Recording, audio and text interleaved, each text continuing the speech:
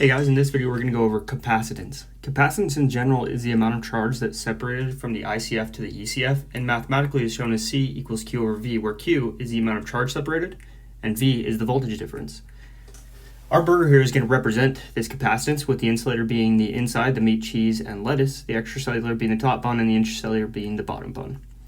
So this equation here, C equals epsilon times A over D, is a better description of exactly what happens in capacitance. So first, at epsilon, it's describing the polarity of the insulator.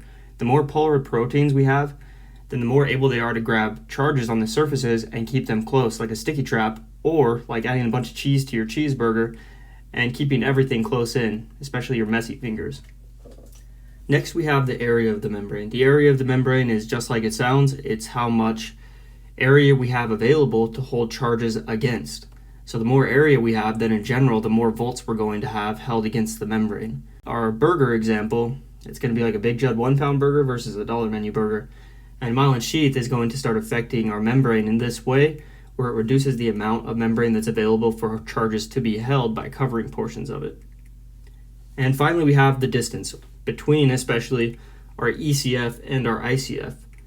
The larger the distance between these two, then the harder it is to keep charges against the surface and thus lower the capacitance.